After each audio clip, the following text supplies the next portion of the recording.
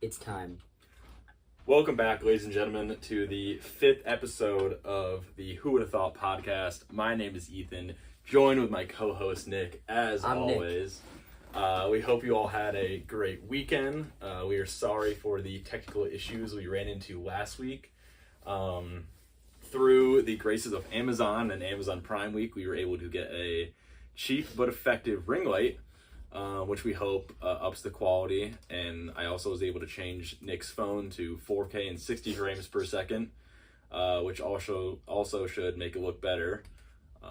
We're figuring out the mic situation at the moment. We have them to the side right now.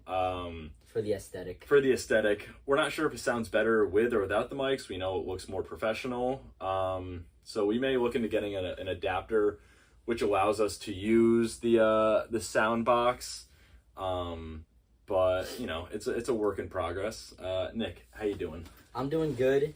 You know what? Prime Week is really clutch. I bought like 5 things, including that can of soda right there. It was like 30% off. Poppy, shout out Poppy. We know we love you. Excuse me. Off to a good start. I love you. But yeah, I saw, speaking of Prime Day, crazy stat. So apparently I'm not the only one going balls to the wall on Prime Day. In 2 days, which it should be called Prime Days, but $14 billion in sales. That's crazy. 14 bills. Yeah, they just made $14 billion. Amazon is gonna like own everything one day, I swear, but power to you, Amazon. Yeah, there's always like the mixed thought in my mind where I'm like, let's promote small businesses and stuff. But then I'm like, or I could order off Amazon and have it in my house in 12 hours. Shipped by like a drone, like with a butler giving me like a bow, you know? I don't think we're quite there yet, but I hope we're there someday. In New York City, did you see they were using drones to deliver? Like same-day delivery? I didn't know it was in New York, but I think it's in New York City. I've seen that they have them in general. I know also, what I have been to, and I think it was in New York or Boston, but the Amazon like markets, you literally walk in somehow. I think you tap your Amazon Prime membership or something like that. Yeah. Somehow it knows you walk in. Yeah. And without going to a cash register, it knows when you walk out and knows what you have through like all these complex cameras. Mm-hmm.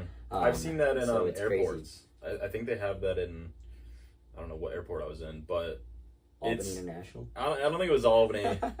I don't know which airport it was at. It wasn't Albany, but yeah, it's like I just saw people like walk in, grab like a yogurt and like an orange juice and just walk out. That's crazy. It's like, it's scary, but it's like, damn, that's innovative at the same time. Yeah, I was just in a work meeting today and there was a AI bot that records notes on the meeting. I forget what the name of the bot was, but it like announces itself. It's like, I am in the building. And then it's like, and I may be recording you for note-taking purposes. And then it just sits there in silence. And then if it wasn't our company that has it, it was the company that we were talking to.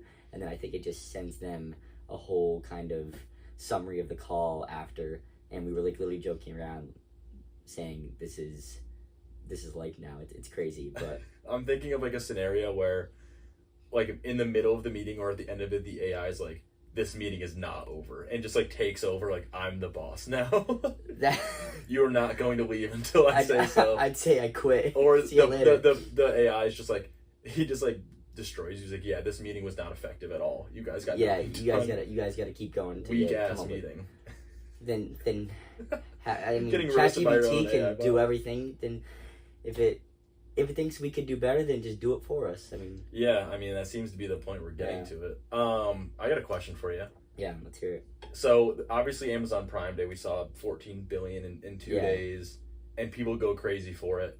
That compared to Black Friday, are you a big Black Friday shopper? Yeah, I buy all my Christmas presents on Black Friday. I'd say since like I started having even like a part-time job in high school, not only have 95% of my Christmas presents come from Black Friday shopping, but I bet you when I was in high school, I would spend an average like $200 on Black Friday, which back then was a lot for me. And last year, and it isn't now?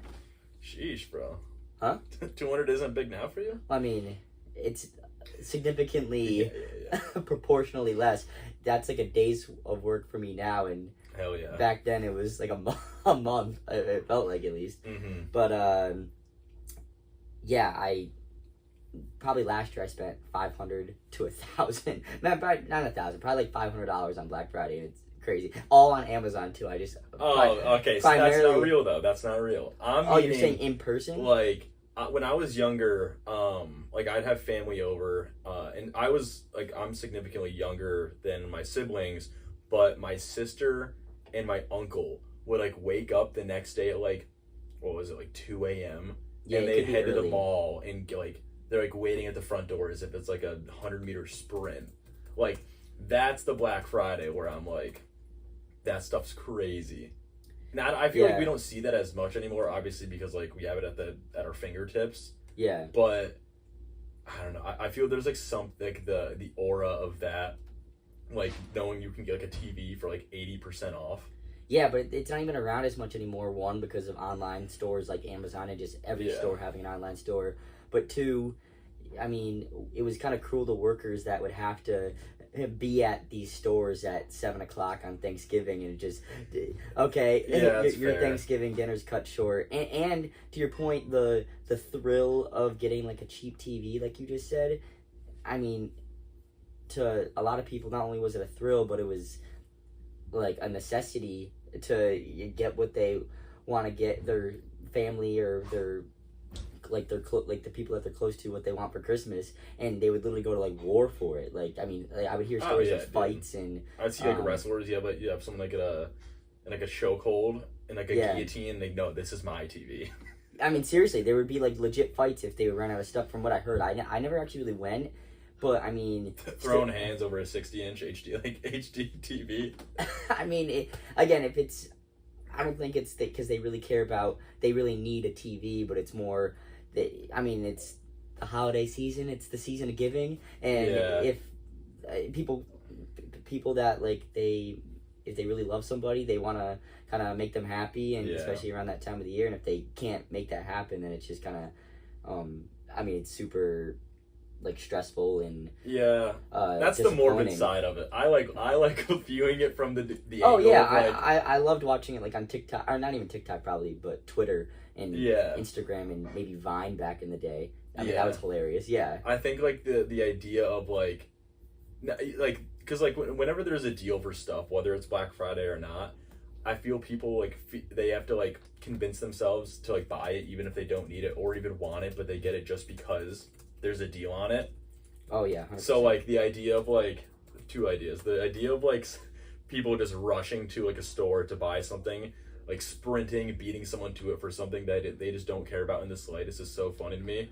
But then also going back to what you said, like obviously it would suck to like have to be a worker during Black Friday, but I'm picturing like all the employees standing around as like the boss is standing on top of a chair giving some like hype speech as if it's like you're going into like a finals of like a tournament, but it's like, this is the biggest day of the year. We need to be moving hands. We need to prove why we're the Best Buy in the capital. No, district. you ever see that? I mean, that's a prime example. But you ever seen Elf, the movie? Yeah, it's like the boss of the toy store. He's like, 10 a.m. Santa's coming, but it's like 7 p.m. Black Friday shoppers are coming. I mean, that's basically it. Yeah. And then, except I don't think they scream in excitement like Will Ferrell. You know, no, the best bosses out there, the ones who are going to go places or they're already at the place they want to be, those are the guys who have like the microphone, like, get in line. I ain't fucking leaving. Yeah. I mean, that is a different subject, but just to get people hyped up and I think that like if I was like a manager or something, I feel like that's the only thing. It's either like it sucks totally, but if you like have to do something like that. Yeah, I mean, you have to... Or, like, some incentive. I don't know. Yeah, anything I've ever heard about leadership, especially in the workplace, is, like, you have to create motivation and drive to succeed or get things done. And even people that are normally motivated, it's hard for people to be constantly motivated without kind of, like... something driving them. Yeah. And whether it's purpose or money or... interest, whatever. I guess that kind of goes on with purpose, but yeah, just to kind of go back to the number, last year apparently 9.8 billion was spent on Black Friday alone, which is less than the 2 Prime days, but Prime days are like Prime Day was 2 days, so Yeah. Black Friday Yeah. gets about $3 billion more on that per day basis, if you will. But still, I mean, that's a lot for Prime Day. I mean, it's just a random day in the middle of July. It's insane for sure. Yeah. Like, speaking of, and I don't know if you did this because I never did it on my own, but like speaking of like going to a store and like waiting in a line at like before the sun even comes up, have you ever gone to like a midnight opening for a video game? The only time I went to a release for a video game, it was with our boy DMV. I won't say his full name, but DMV in shout out DMV. I know you're watching this. I'm pretty sure you do. To get 2K one year. I think we were in high school, but it was about 8 o'clock at night. It wasn't late. I think I remember it still being semi light out at the time. I remember like camping out with like my brother for like FIFA 14, and we're the only ones in line. You had to camp out when no one was in line. Why don't you just come back? You were that eager? Well, I mean, yeah, that's that's my game right there. But I think it was just like the tradition and just the feeling of like we need to be the first ones to get this. Like even if no one else is in line, it's just like it's fun to do. Yeah, I mean, I know people that were literally stalking their PlayStation or Xbox when NCAA came out the other day. Yeah. And speaking of tradition, I mean, that's a tradition that's now returned. And what do you think about it? I mean, I'm hyped. I'm not a huge college football fan. I'm not sure if you are either, to be honest. I don't think we've ever discussed, but yeah, not a huge college football fan. Like a lot of the media I consume, like a lot of people I watch tend to be college football fans. So like I hear about it through the grapevine. And I mean, the hype around college football is maybe like no other, honestly. Yeah. Like neither of us went to big schools that had like massive programs, like no ACC, no SEC, whatever it may be, Big Ten.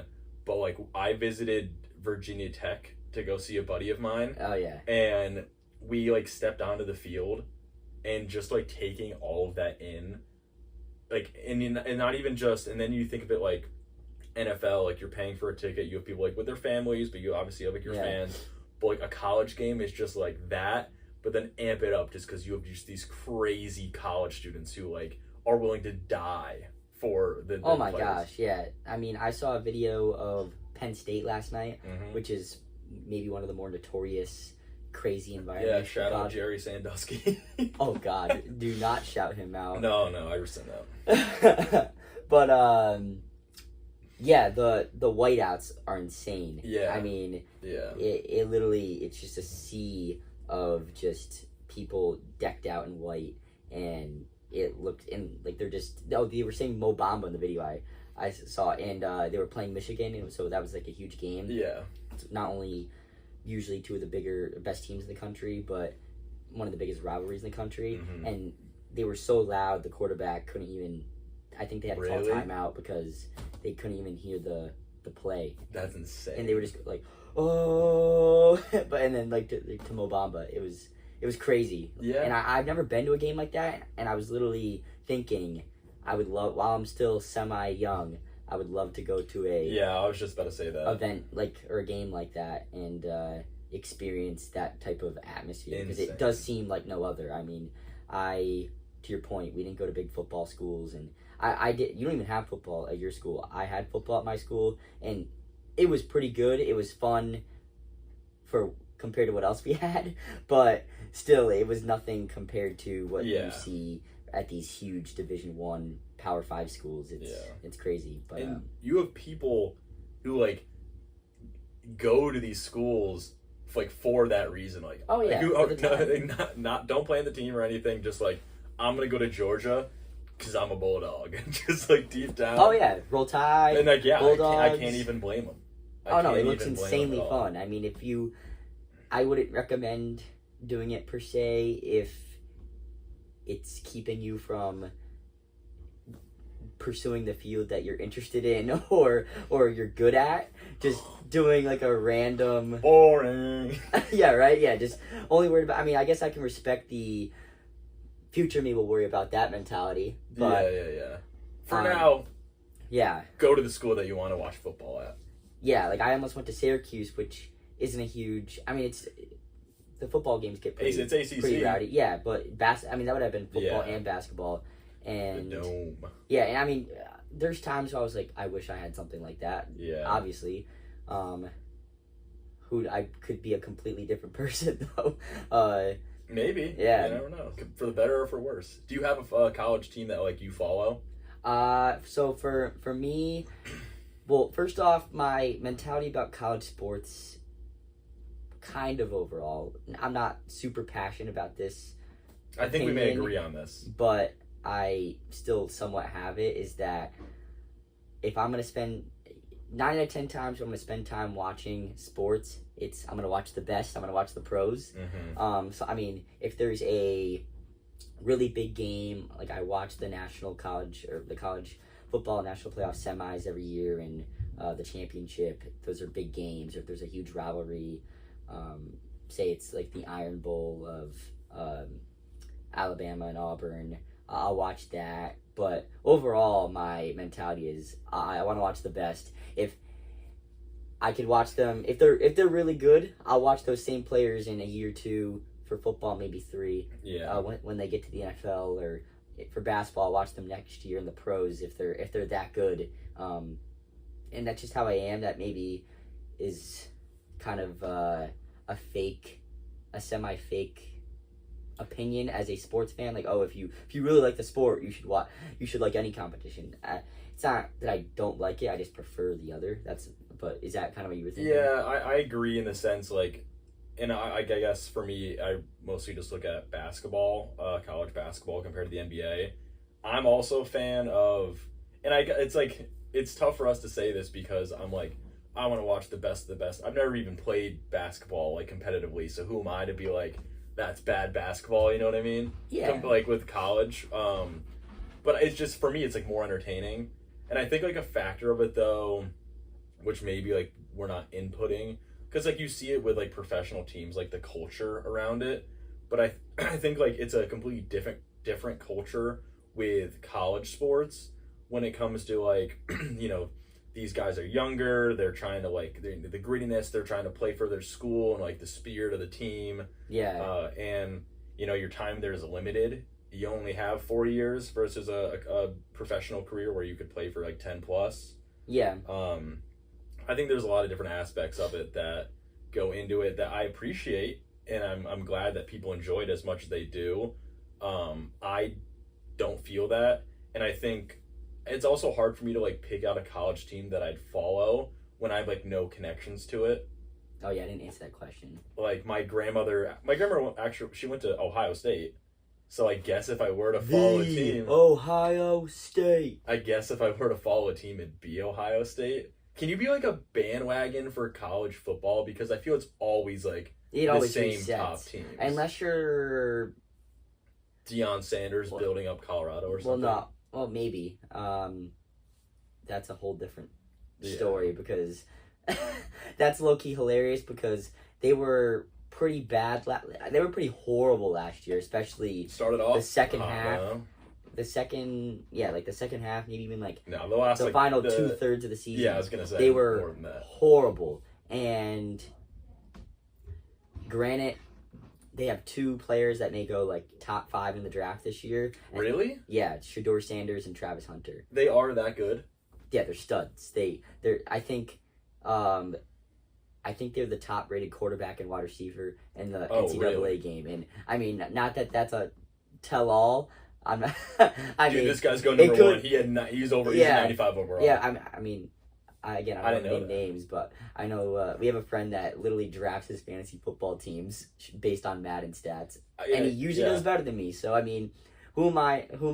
Yeah, who am I? I mean, I guess I'm a bum, and I should really just look at these rankings and these EA ratings. They probably know better than we do. Yeah, I mean, I would love to know who they kind of hire to make who makes these ratings? Like, what's the position? I don't know. That's a good question.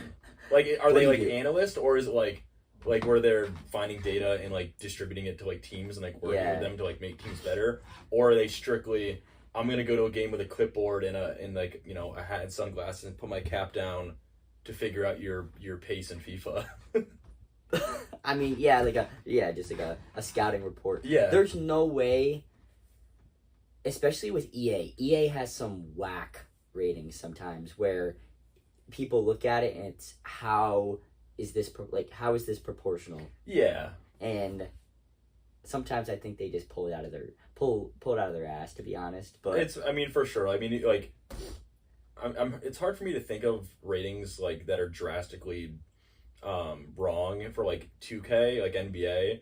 But like when it comes to FIFA, I know there's like plenty instances where you have like a center back, for example, yeah, whose pace is like way lower, and then you look at like their top speed compared to like some striker like Theo Walcott or like a Aubameyang, yeah, like back in the day, and like the center back's top speed is faster, but they have like a 55 pace. So it all could just be like it all could just be like a balancing, because at the end of the day you need to kind of make it balanced for people to enjoy the game. Did you play NCAA? Well, the last one was what, 14? Yeah, not really, no. I played it a decent amount. I think it was on the PlayStation 2. And like I never played football, never really watched it, and I remember that being really fun.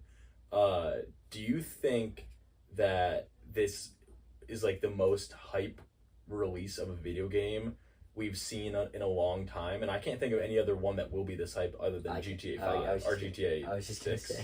I was gonna say that I saw an alert the other day. The trailer for GTA is at like 200 or 300 million views on YouTube now. Yeah, I mean, it's been out for about 3 years because they just pushed back the release date. Yeah, no, I don't know what they're doing over there. I mean, it better be insane. I mean, they're like some construction workers you see, like, like the joke where they're getting paid and they're just like sitting around. I mean, they're literally like a construction worker over at GTA. They're just getting paid to create anticipation, basically. Yeah, bro, the blue collar community who watches this is gonna hate No, I'm saying that's the joke. I'm saying no, that's the yeah, joke. Yeah. I don't know anything about construction. I don't know. Anti-blue collar, Nick. Yeah, definitely you heard it here not. first. Definitely not. No. But like speaking of old games, like when you think back, I say like our childhood as if we're like way older, but like when you think back to when we really played, what games like stood out to you that you'd like sit on the couch just for a full day and just not even look at your phone once? Ooh. I've got a few in mind. I mean, I'd like to say none.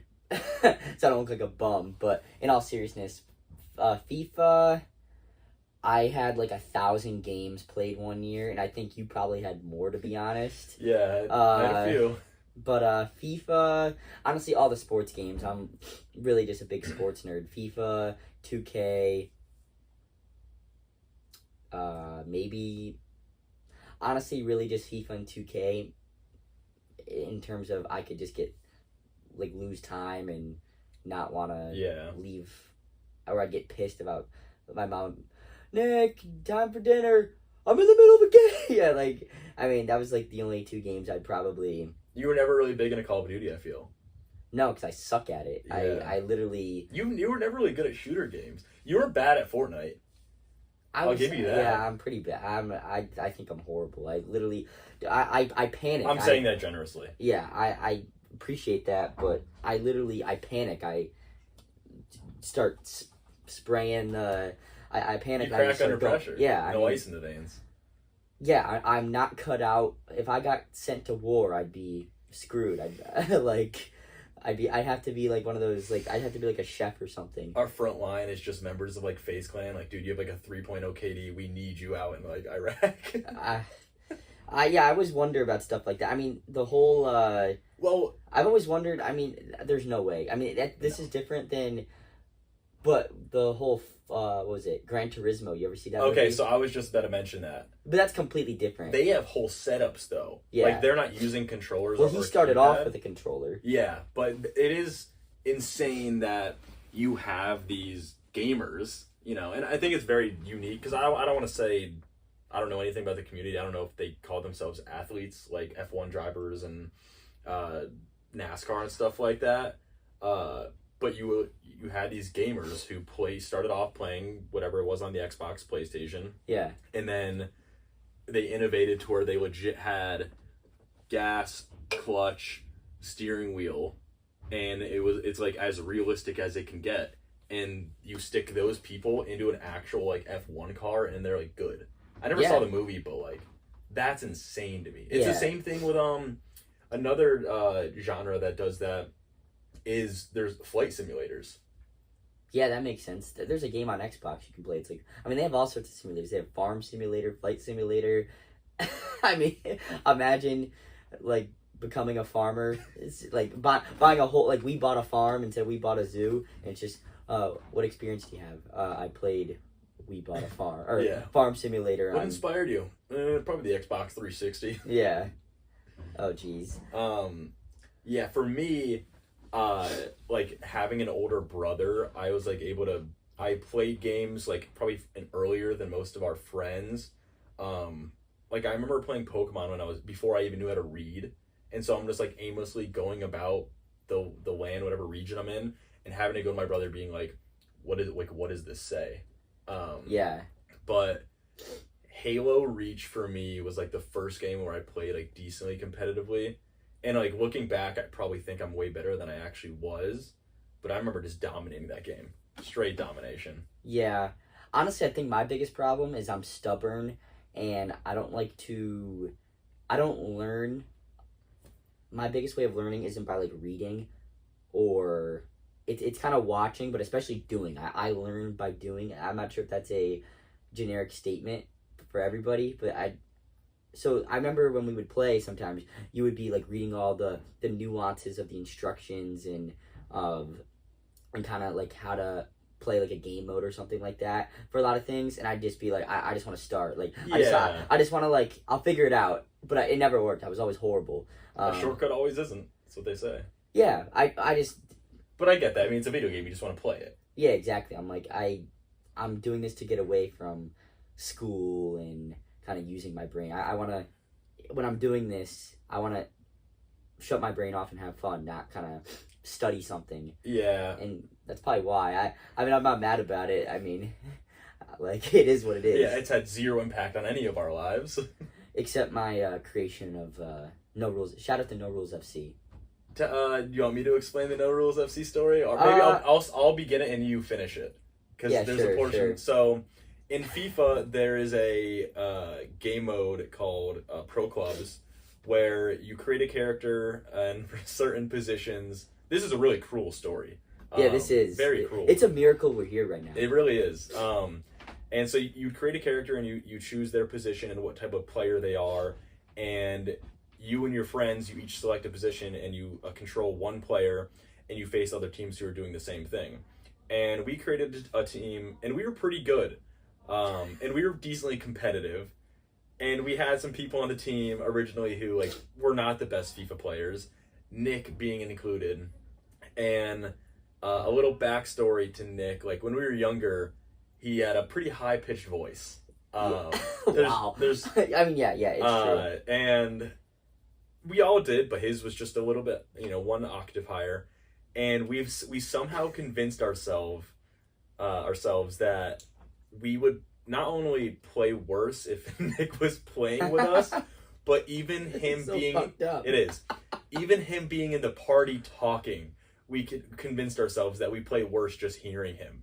So we'd be in the middle of games and Nick would join the Xbox party and we'd just be like, all right, well, we lost. Yeah. And so now I'll hand it over to you. Well, yeah, I mean, I can, what's the word for having like we've talked about this before, kind of like with the grimace, I'll just move on. Like if you have a routine or whatever, never mind. Anyways, this is probably why I got kicked, but no, so, I mean, I got fed up with this scapegoating. They just sucked.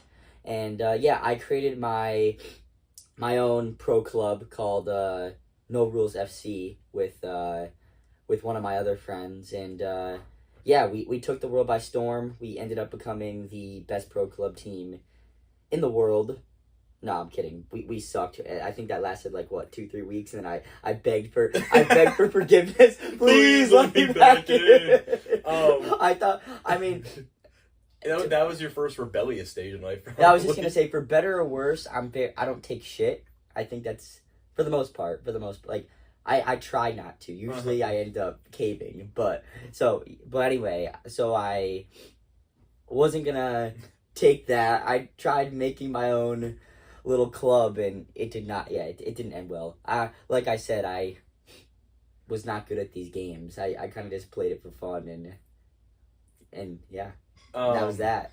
I think also to add to that story, just one final point. I think the straw that broke the camel's back. I think so. There's 10 divisions. You start at 10. You want to get to 1. I think it was our final game to either get to Division 1 or get to Division 2 because you only get a certain amount of games within the season before your point system resets. And it was our final game, and you were playing striker.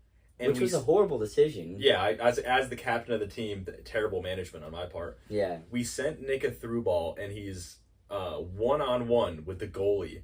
And it's like, it's as if time was in 0.5 speed. We're all just like, there's nothing we could do because it's just him. And we're like, no, we were like, yeah, because we thought we had in the bag, easy. And just completely fluffs it, misses it, season over. I vaguely remember, I don't know how I remember this, but same thing with the shooter games. I just completely panicked. I just started spamming buttons. I probably aimed the completely wrong way, and then it just went. Yeah, I mean, for me, when it came to video games, and I think, like, even sports in general for me, or a lot of things in life, like, I'm just very competitive.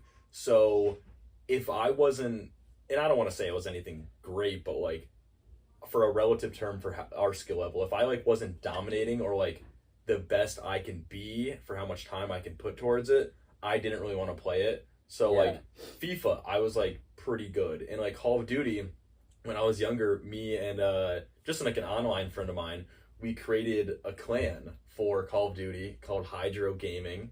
And we had like 50 members. Did you guys drink water after every kill? Oh, yeah, dude. Yeah, we were just, I mean, no, it was, we were drinking G Fuel.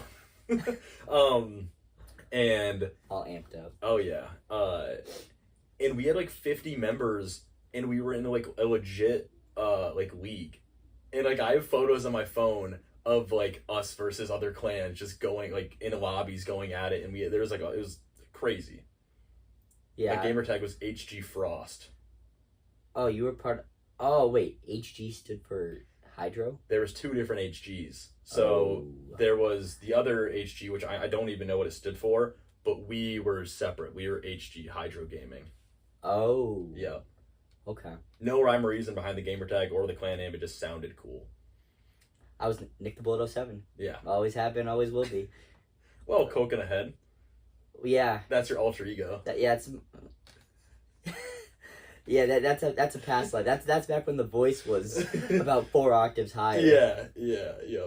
But yeah, I was happy if I was average at a game. I was like, if I could even compete, I was like, I would lose by like 5 points in say like a 2K game, and I'd be like, better than, at least I didn't lose by double digits. Yeah, well, I think that's like the better mentality, because like for me, like I don't get angry over most things in life, and like I stick to this. Like the angriest the angriest I think I've ever been in my life till this day is over video games. Yeah, probably like, same here. I was breaking, like, shout out to my parents for buying me new controllers. I would just like break controllers, like headsets, like so pissed if like something didn't go right.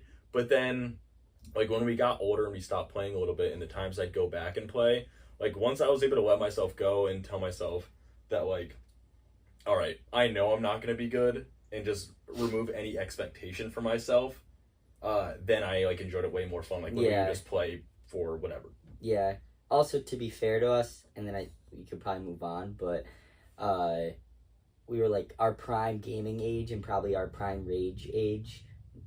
Not to rhyme, but rage age. Rage age. That. I know that's a good.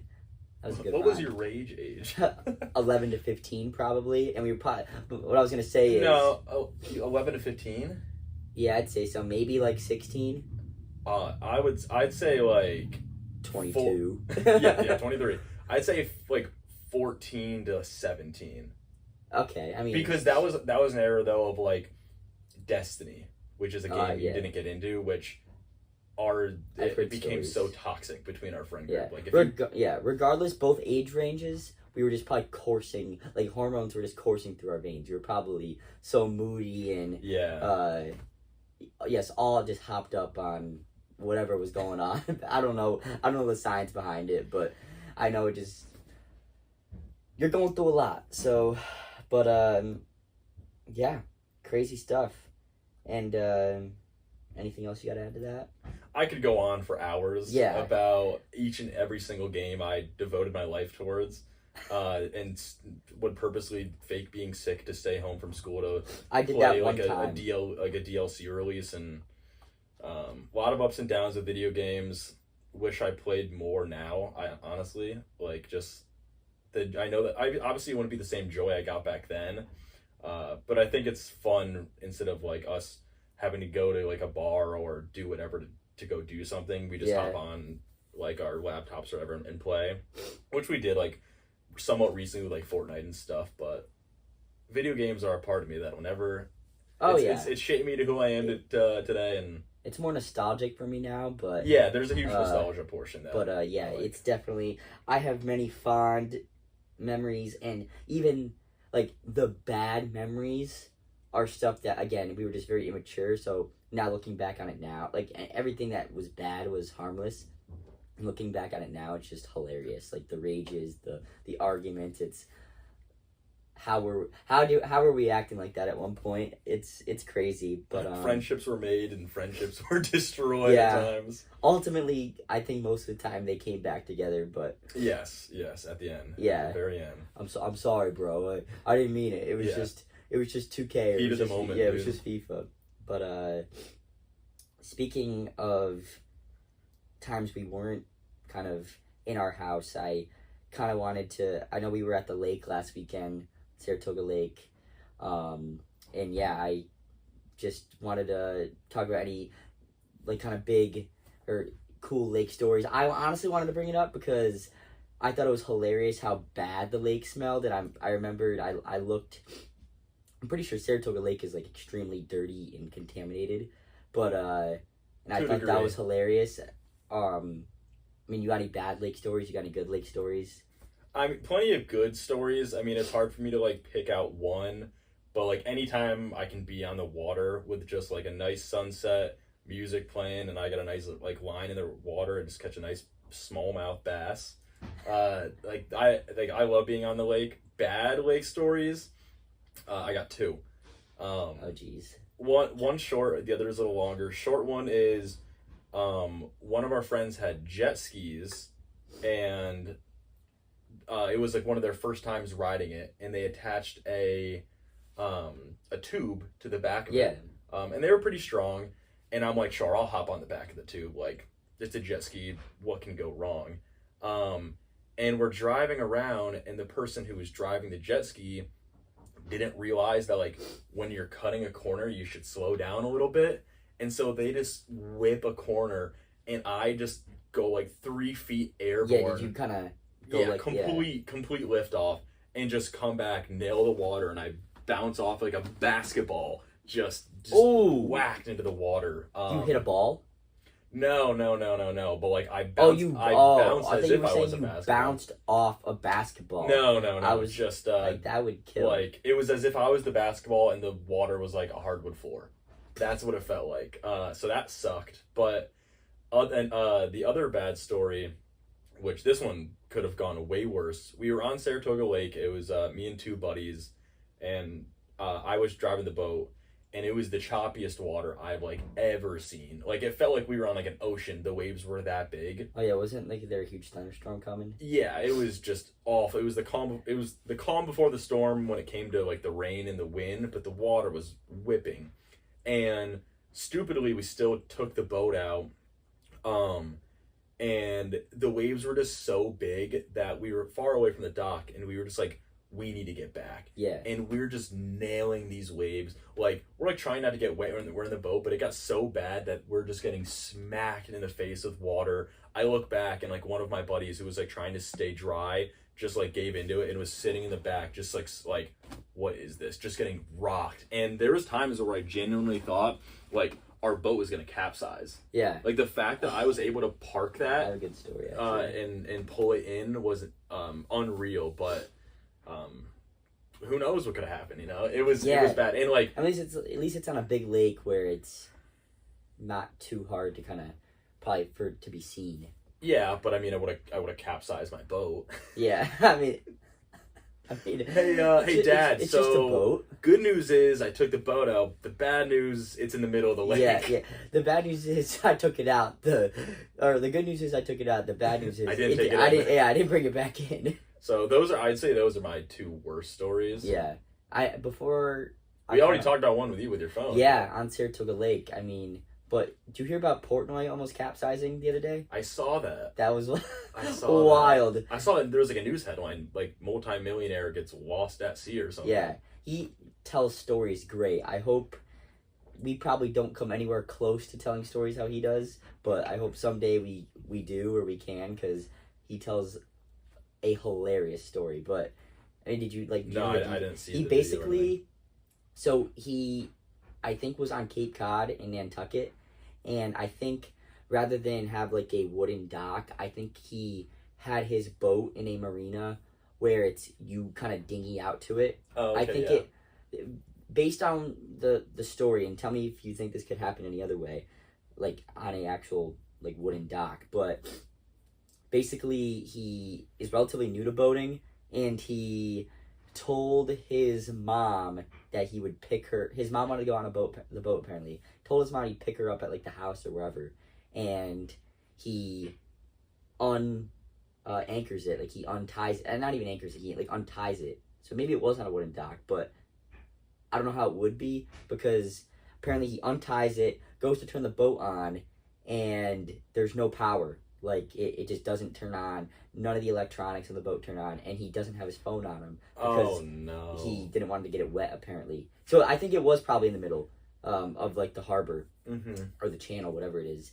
And at this point, he's already untied, and he starts floating out to sea apparently. And apparently, he was like screaming for help, and no one like heard him or no one saw him or something. And this little like dinghy or something saw him just like pretty far away. Actually, yeah, I don't think he left the harbor or anything, but he was just drifting away like out to sea, and they had to like call the Coast Guard and rescue him apparently. And he was joking around that it was like the first Coast Guard rescue in Nantucket Harbor history. That's so sad. I know. But, I mean, it's so funny how he's nuts. Sometimes I can't believe the things that happens to him or that he says happens to him, because it's for how like smart he is for creating kind of the empire he has. He has like the craziest stuff happen to him. But, yeah. But yeah, at least that didn't happen. I mean, that you got to start the boat before you take the ropes. So honestly, I'm not even sure if we didn't acknowledge this that you would notice it, but we ran out of storage. So we just had to pause for a few minutes, and we're getting right back into it now. We were talking about Portnoy and his drifting off. Yeah, and crazy boat stories for like that he had, and we talked about, I believe, crazy boat stories that you had. I just briefly touched on my crazy boat story. I've gone flying off a Jamaican banana boat with my dad when I was like 10 years old, and I was in my greasy bowl cut stage and my high-pitched voice stage. And yeah, I was literally like less than 100 pounds, and I literally probably went flying like 100 yards. My mom thought I broke my ribs, and I was basically was never allowed to go out the house again at that point, because I think my mom was afraid whatever I did. They kept a leash on him at all times. Yeah, I had a leash on me till I was like a tracking device. 22 years old. Kidding, but love you, Mom. Just now allowed out. Yeah, and yeah, I mean, I had some other like another bittersweet story I had was I was surfing, which was great. I love kind of wakeboarding on the back of boats when I can, but when I was first learning, it's really hard, and sometimes you just get up. When you first learn to get up, you're still unsteady, and there are a few videos of me like finally getting up and kind of not even wanting to like give a fist pump because I was afraid I was gonna fall off. But regardless, I still like wipe out backwards and look like I get like sucked into a vacuum. I remember crazy stories. when I was with you when we did that once. Every time, I think you were still like learning to get up still. And remember the grin? Yeah. Every time I didn't want to like acknowledge my own grin, but no, it's a legendary story. It was so random and it didn't really even like make sense because you're just like happy that you got up. But Yeah. like every time he'd get up, instead of like just like focusing on balancing, which is like what most people do, which is really funny in its own because they're like statues trying to like stay still. Nick would get up and immediately he would make like direct eye contact with us on the back of the boat and give this just like devilish grin as if he was the Joker, and we're just like the grin.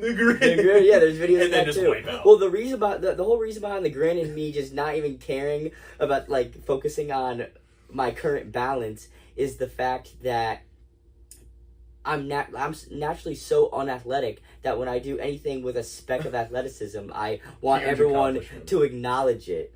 I think what made it weird though was just like we were screaming it, and instead of you being like, yeah, you didn't make any noise. You just like stared at us, just like. Well, it was kind of like that. I think it was aura before aura was a thing. Oh yeah. Well, I mean, that's what I was trying. I wasn't trying to be like. You're a big aura guy. It depends on who you ask. Probably. Oh, Nick. Yeah, he's got aura. Probably not many people that you ask will say yes, but I think that trend got dug into the grave so fast. Yeah, I mean, it's classic overhyped, overplayed type thing. But I feel that's like so many things nowadays, so many trends. Like people are so quick to move on from one thing to the next that like a meme or something like aura, whatever you want to call it, is like at the peak one day and then immediately it's not even like a slow gradual or like it's not cool anymore. This sucks. Like, yeah, it's so fast to quit. But yeah, talking about Dave Portnoy for like where we live and things that come and go quick. And a place Portnoy loves, the Saratoga racetrack. Yes. So are you hyped about it for the year? How do you feel about the track? I'm hyped about it. I'm always hyped about it, and I mean, like I just referenced, it comes and goes so quick. So I'm always hyped about it, but I'm just busy, and it's summer, so there's a lot of other things going on too. So it lasts 6 weeks, and week 5, week 6 comes around. I haven't been yet a lot of times, and then I maybe have one time to go, and I just kind of cram it in. Usually on like a Saturday or Sunday where I still have something else going on and I have to kind of just fit it in my schedule. But regardless, super hype. I love the track because you see kind of the biggest like array of people or just wardrobes at the very least that you'll ever see anywhere. You have people dressed in like the big fancy hats and nice fancy clothes, dressed to nines, and then you'll see people dressed exactly like we are in a athletic t-shirt and shorts. And it's it's super fascinating. It's got so much history. Literally it was a place for it was a venue for the Triple Crown this year, which is nationally Belmont, right? Yeah, Belmont Stakes, and it'll be there next year too. So I didn't go this year. Kind of want to go next year. Regardless if it's the Belmont or just a regular day at the track, though, it'll probably result in me losing a shit ton of money. So we'll see. I'm excited. I don't know anything about betting horses, so I usually just kind of blindly, basically just donate. Whatever name you like the best. Yeah, it's name, jockey, or I've always been Irad told, Ortiz Jr. Yeah, or Javier Castellano. Like it's usually a combination of there's like 3 or 4 jockeys I'll bet on, and then it's okay which one of these 3 or 4 jockeys has the coolest horse name in this race. Yeah. And then also I've always been told great horses are lucky, so if there's a great horse, I sprinkle a few. It's like the layman's formula to like betting on a race. That's how I view it. Yeah, I mean it's. Do I know the jockey? Does the name seem cool? $5. Yeah, my uncle at a family barbecue last weekend.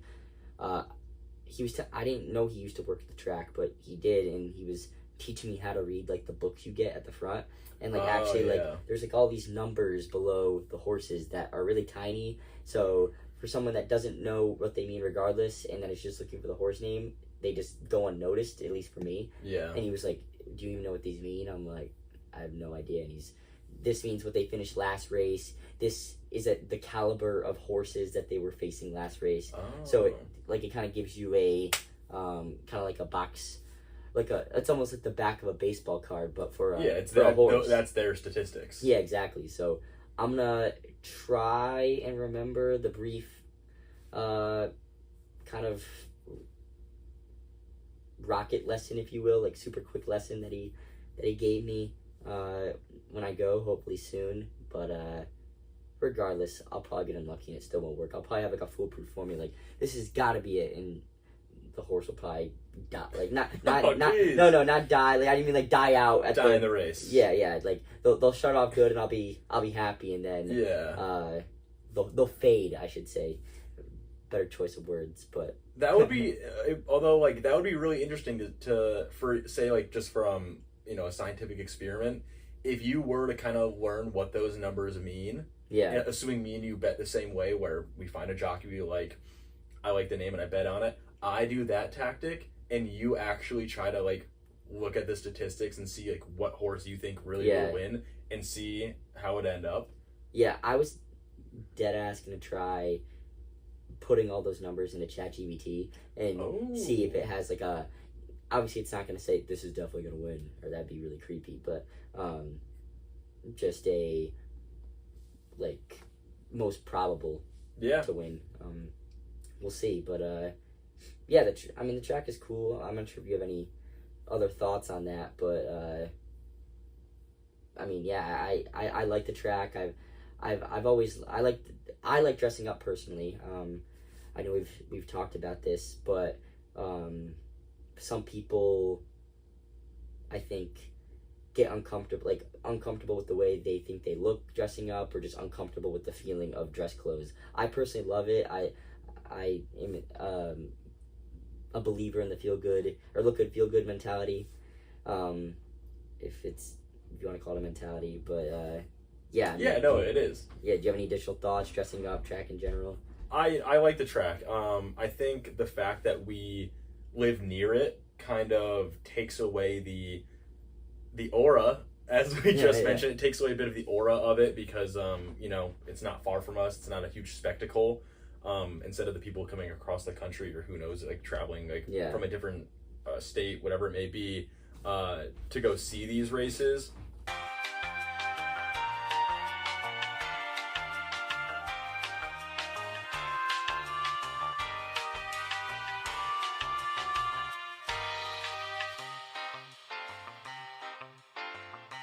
What makes it so special is the fact that we could wear something like this, or dress to the nines, and still have like the same experience. They're all there in one area. It's not like you're not going out for a night on the town where you can't get into this bar unless you have pants and a collared shirt. Yeah. They'll let anyone in, and you can do whatever you want. Yeah, there's certain areas you can't go to, but for the grand scheme of things, you're getting the same experience. Yeah. And like one thing I find so funny about the track is like from the culture that's been built around it, you have people dressing as if like they're in Pan Am in the Hunger Games, living in the Capitol, like with these like wild ass hats and these like crazy dresses, or whatever it may be, like shoes, the different colors.